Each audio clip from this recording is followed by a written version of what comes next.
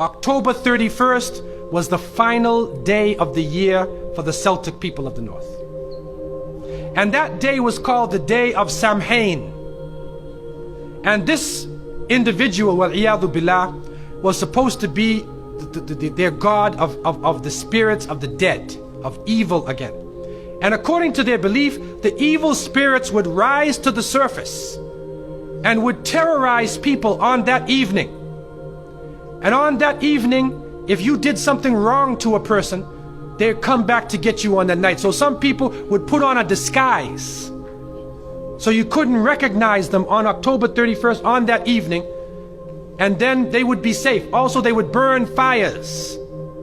Now the only thing we find left of that is the jack-o'-lantern that they would put inside of their window, made from the pumpkin. What actually happened in Europe is that the church moved All Saints' Day, a day for the saints. They moved it from May 13th to November 1st in 1834 AD. And so what they said was that the 31st night is All Hallows Evening. All Hallows Evening, which in America later became known as Halloween. Halloween.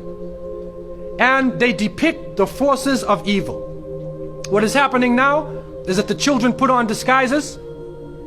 They dress as little devils, little witches, as goblins, vampires, anything evil, and they go out.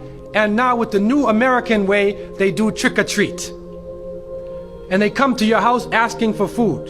And some Muslims, they send their little children and they're in little disguises. How are you going to dress and go out there? As little devils, little shayateen. And so to send a Muslim child out to trick-or-treat is a demeaning, lowering thing. You're asking them to beg people for food. Then they're dressed up as a way that they're not. Then when the candies and things come in the bag, how do you know what it is they actually gave you? Is it halal? Most of the candies today are made with gelatin, with glycerin. They're made with pork products. And what is also happening is that there are some evil, wicked-minded people who are attacking children on that night. And there are literally groups of Satanists who are capturing children, sacrificing the child on that evening of Samhain, supposedly to get more spiritual power. It's happening right now. And so from so many angles, Muslims should have nothing to do with Halloween. And it is important for Muslims to have basira, that they should have the insight to look through affairs and do not just blindly follow. The Prophet, peace be upon him, said, you will follow them. You will follow the people who came before you inch by inch, foot by foot. Even if they crawl into the hole of a lizard, you crawl inside there with them. And then they said, who are these people? Are they the Christians and the Jews? And the Prophet, peace be upon him, said, who else? And so it has come to pass. And you can't Islamicize these occasions. You can't use Arabic names and Islamic symbols to make it halal. And secondly, it is important for Muslims to cherish their own holidays. When the Eid al-Fitr comes, take the day off. There are some Muslims who go to work on Eid.